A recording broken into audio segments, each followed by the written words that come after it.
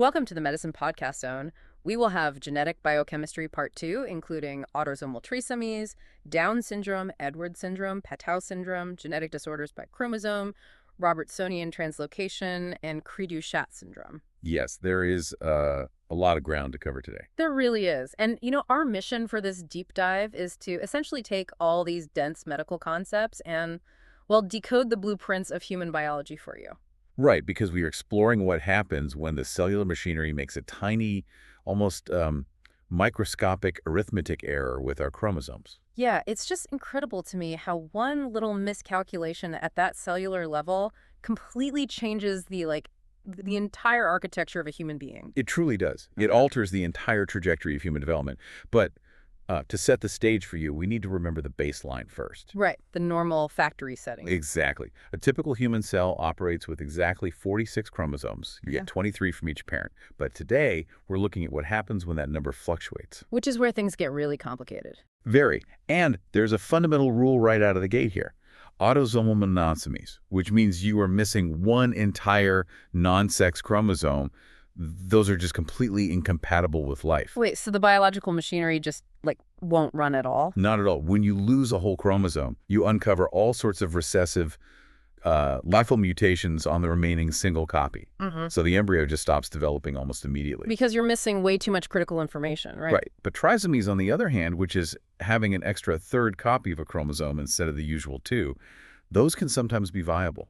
Okay, wow. Yeah, the machinery can sometimes still operate even under the weight of all that extra genetic material. Okay, let's unpack this with a visual for a second. Imagine your DNA is this really complex, incredibly detailed instruction manual for building a car.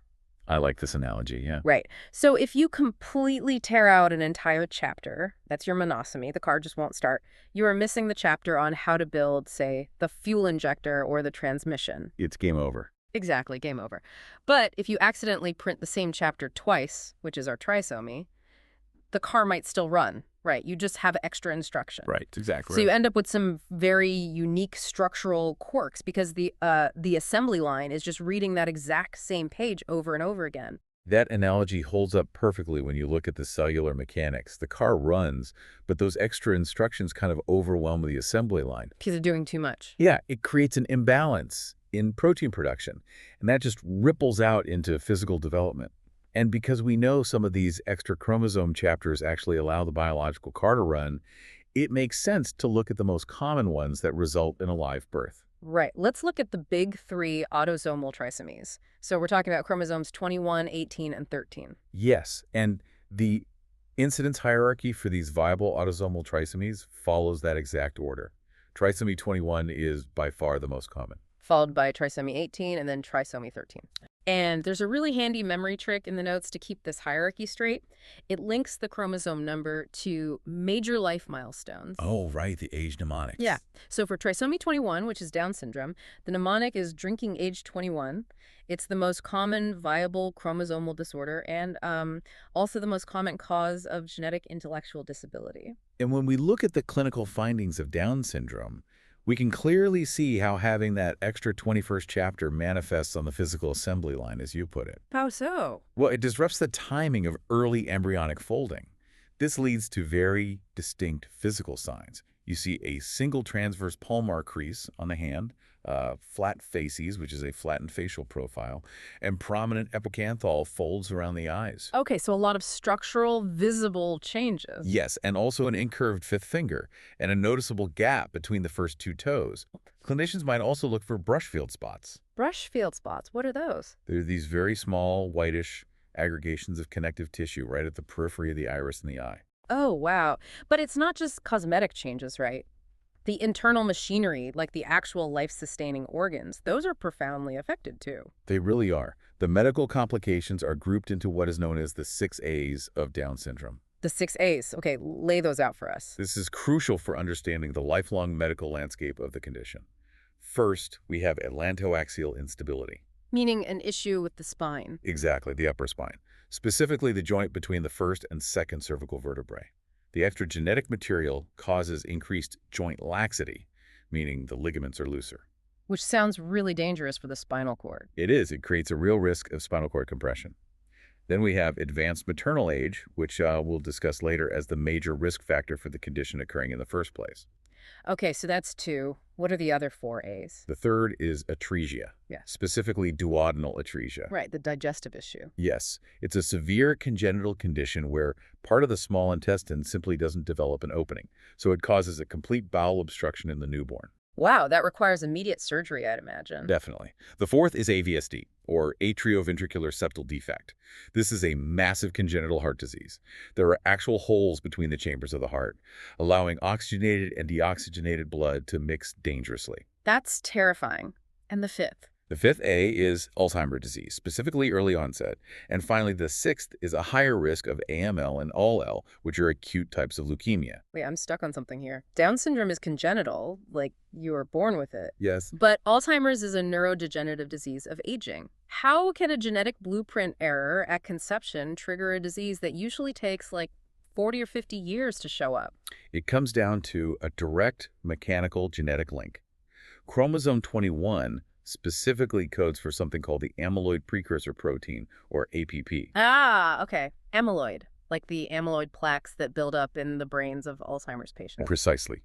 Because an individual with Down syndrome has 3 copies of chromosome 21 instead of 2, they have a literal extra copy of the gene that codes for this exact protein.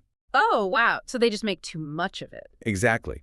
It leads to a higher baseline production of amyloid over their entire lifetime.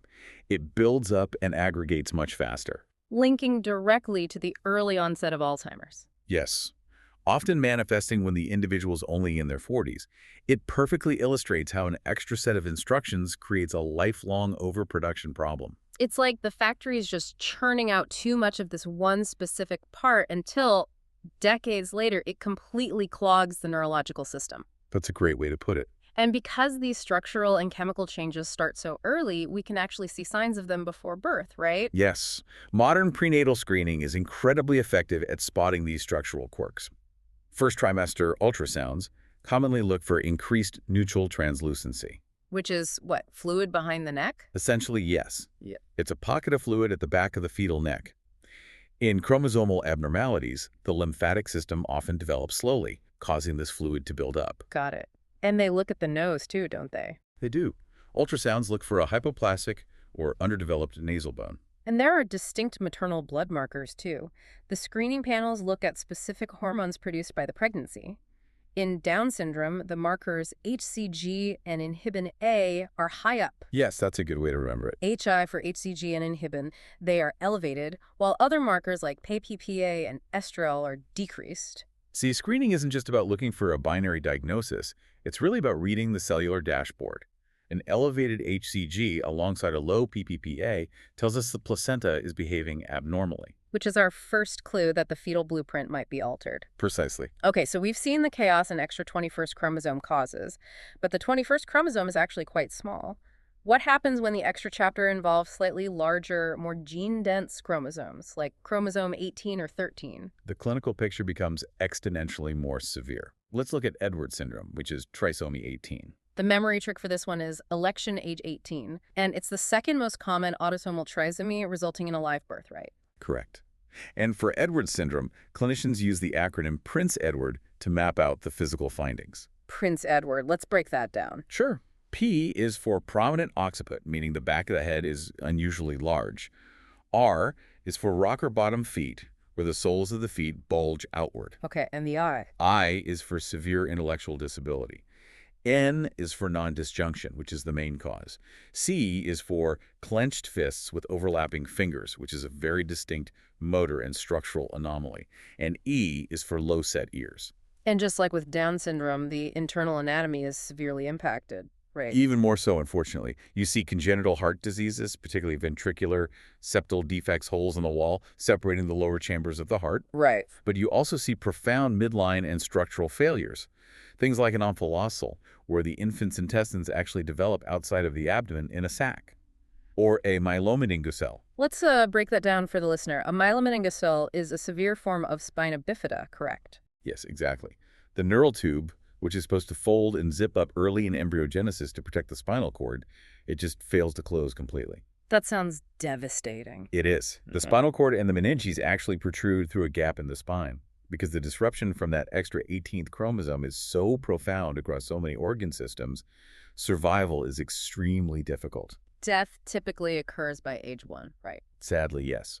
Usually due to heart failure or severe respiratory issues. And going back to that cellular dashboard idea, the prenatal screening data for Edwards syndrome is fascinating. Oh, it really is. Because unlike Down syndrome, where some markers go up and some go down, in Edwards syndrome, every single prenatal screening marker decreases. Wow. Beta-HCG, PAPP-A, Estriol, Inhibin A, AFP, they all drop. Yes. It's as if the cellular dashboard is just uniformly powering down. And that's exactly what's happening. The burden of that extra 18th chromosome severely suppresses the normal hormonal and protein outputs of the placenta and the fetus. It's a systemic underproduction. Wow. And then we move to the rarest of the big three. Patau syndrome, which is trisomy 13. Yes. And puberty at age 13 is the mnemonic here. Right. This condition is characterized by a massive core physiological failure early in development. It's a defect in the fusion of the precordial mesoderm. Okay, wait, what exactly is the precordial mesoderm? What does it mean when it fails to fuse? So the precordial mesoderm is an essential layer of embryonic tissue that sits right near what will become the head. Its job is to signal the early face and brain to divide properly into left and right halves. Ah, okay. When it fails, the entire midline of the body doesn't form correctly. This leads to catastrophic midline defects. Which completely explains the physical symptoms we see with trisomy 13. Exactly. You see severe cleft lip and cleft palate because the facial structures don't knit together in the center. But more devastatingly, you see holoprosencephaly. Meaning the brain doesn't divide. Right. The brain fails to divide into right and left hemispheres. Instead of two distinct halves, the brain remains a single undivided lobe. That's incredible. It can even affect the eyes, leading to microphthalmia, which is abnormally small eyes, or in extreme cases, cyclovia. The structural anomalies are just staggering. They really are. Other signs include polydactyly, the formation of extra fingers or toes, and cutisoplasia. Cutisoplasia, that's a skin defect. Yes, it's a literal missing patch of skin, usually on the scalp, again tied to those closure defects. They also suffer from polycystic kidney disease. Like Edwards syndrome, the burden is simply too high for the body to sustain. So again, death usually occurs by age 1. Unfortunately, yes. It really highlights how fragile the whole developmental process is. We've spent time on the results of having an extra chromosome with Down, Edwards, and Patau syndromes, but I want to pivot to the mechanics for a minute. Okay, sure. How exactly does an extra chromosome sneak into the final package in the first place? Well, the primary mechanism responsible for the vast majority of these cases is called meiotic nondisjunction. For Down syndrome, it actually accounts for 95% of cases. 95%? Okay. Nondisjunction is essentially a mechanical failure of the chromosomes to separate properly when the body is creating eggs or sperm during the process of meiosis. Right. It happens most commonly during maternal meiosis I, and the risk of this happening increases significantly with advanced maternal age. Why does maternal age play such a massive role here? Because of how egg cells develop. A female is born with all the egg cells she will ever have, but they are paused in the middle of meiosis I. They just sit there. Exactly. They sit there for decades. Yeah. Over time, the spindle fibers, the microscopic cellular cables responsible for pulling the chromosomes apart, they can degrade. Oh, I see. So by the time that egg completes division 30 or 40 years later, those cables might fail, pulling both chromosomes to one side. Statistically, the incidence of Down syndrome goes from 1 in 1,500 for females under 20, all the way to 1 in 25 for females over 45. Wow. Okay, imagine you have pairs of matching socks, a left and a right. Okay, laundry analogy. Right, so meiosis the thirst is supposed to separate the left sock from the right sock into different piles. A meiosis I error is forgetting to separate them and throwing the whole folded pair into one pile. Yes. And then meiosis the second is when you're supposed to split a duplicated sock, but you fail, putting two identical left socks in the same pile. Either way, one cell gets too much genetic material and the other gets too little. That captures the mechanical failure brilliantly. And if that gamete, the egg or sperm with the extra sock, is fertilized, you end up with a trisomy. Right. But while non-disjunction accounts for 95% of Down syndrome cases, we must look at the outliers. 1% of cases are due to a post-fertilization mitotic error, basically a glitch that happens after conception, resulting in mosaicism. Okay, and the rest? A crucial 4% of cases are caused by unbalanced Robertsonian translocations. Robertsonian translocations, the mechanics of this are just wild. Let's really dig into how this works. It is wild. A Robertsonian translocation is a specific type of massive chromosomal rearrangement. It typically involves chromosome pairs 13, 14, 15, 21, and 22.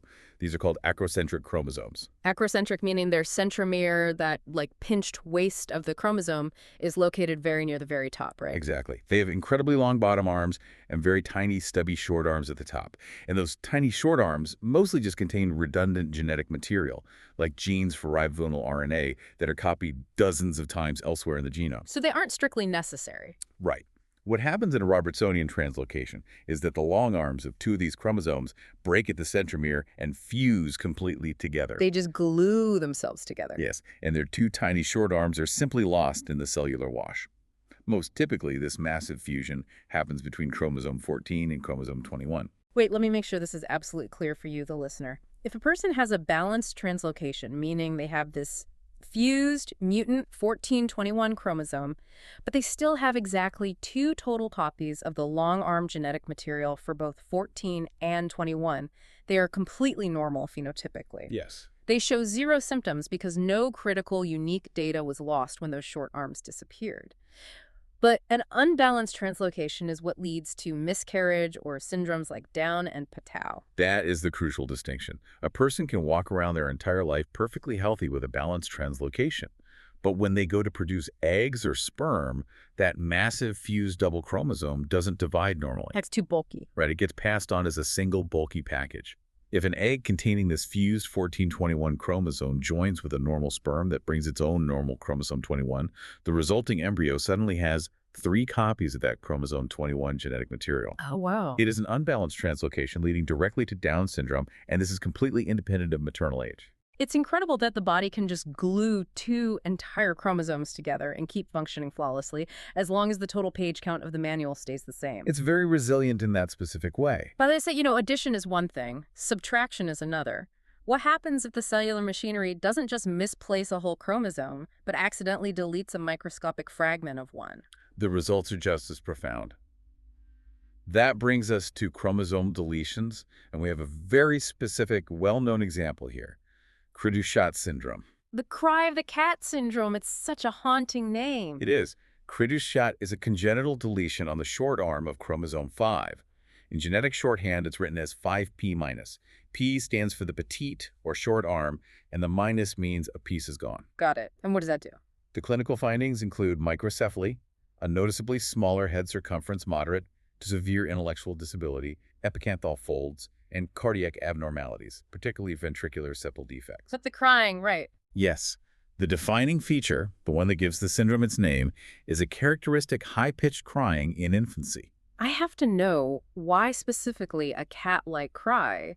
Is it an anatomical malformation in the vocal cords caused by that specific missing piece of DNA? Yes, exactly. The deletion on the short arm of chromosome 5 disrupts the genes responsible for the normal anatomical development of the larynx, or the voice box. Oh, wow. It also affects the neurological development of the brainstem that controls it, so the infant's airway is structurally narrowed and underdeveloped. So it's very physical. Yes, the cry isn't just a behavioral symptom. It is a direct mechanical consequence of missing that exact microscopic piece of the genetic instruction manual. That is wild. And there's a mnemonic for this one, too, in the notes. I cry when I am very sad. The capital V, S, and D stand for ventricular septal defects. The clever way to remember it, yeah. It brilliantly links the crying feature directly to the specific heart wall abnormality associated with the syndrome. It's an effective way to remember the clinical picture, absolutely. And it really drives home how specific regions of our genome govern highly specific anatomical structures. Which is a perfect way to look at the last section of our discussion. Yeah. We have this amazing genetic disorders by chromosome map in the sources. Yes, the big map. It's essentially a genetic address book. It is just marveling to see how specific, devastating diseases live at exact pinpoint addresses in our DNA. It really maps out human vulnerability. Let's look at a few examples. If you travel to chromosome 4, you find the exact address for the Huntington disease gene. Right? Specifically, it's a region with abnormal CAG trinucleotide repeats. And you also find the gene for achondroplasia, a form of dwarfism, right there too. And if we flip over chromosome 7, that's where the cystic fibrosis gene lives. A tiny mutation there disrupts chloride channels across the entire body. And on chromosome 17, you find the mutation for neurofibromatosis type 1. But importantly, you also find the BRCA1 gene, which is famously linked to severe breast and ovarian cancer risk. Oh, wow, right on 17. Yeah. And you find the TP53 gene, which is one of the body's most crucial tumor suppressors. And looking at the sex chromosome, specifically the X chromosome, that's where you find the addresses for Fragile X syndrome, Turner syndrome, and Klinefelter syndrome. It's a crowded neighborhood. It really is. It's wild to think that we have mapped this vast microscopic wilderness out so precisely. We know exactly which drawer and which pair of socks, so to speak, is causing the structural breakdown. We do. And understanding these locations and mechanisms, whether it's a nondisjunction pulling too many chromosomes to one side, a translocation gluing them together, or a deletion erasing a paragraph, it gives us power. The power to screen, right? Exactly. It gives us the power to screen, to counsel families, and increasingly to research highly targeted gene therapies. And that brings us to why all of this matters to you listening to this right now. Whether you're looking at prenatal screening for your own family and trying to understand what an elevated HCG or an absent nasal bone actually means structurally. Or if you're looking at adult medicine. Right. Or you're trying to understand the biochemical roots of early onset Alzheimer's or cancer. Knowing how to read this genetic map changes everything. It completely changes how we view human fragility. It really does. We are so finely tuned that missing a piece of the 5th chapter fundamentally alters our vocal cords. Yet we are resilient enough that the biological car can still sometimes run even when the manual gets completely scrambled. It is a remarkable balance of fragility and resilience. And I want to leave you with a final thought to mull over. Let's hear it. We've talked entirely about human genetics today, and how a single extra chapter, or even a microscopic deletion, throws our entire biological assembly line into chaos. But consider this. Okay. Plant genomes undergo massive chromosome duplications constantly, and they don't just survive, they flourish. Wait, really? Yes. Many of our modern crops are viable polyploids. A standard commercial strawberry doesn't just have 2 sets of chromosomes. It has 8 full sets. 8? That's insane. It makes you wonder, why is human biology so incredibly fragile, so utterly dependent on exactly 46 precise chapters, while the strawberry thrives with massive, chaotic genomic duplication? That is a wild thought. We're brought to a complete halt by a tiny subtraction, while a strawberry uses a massive addition as, like, a superpower. Keep questioning the manual, and we'll see you next time on The Deep Dive.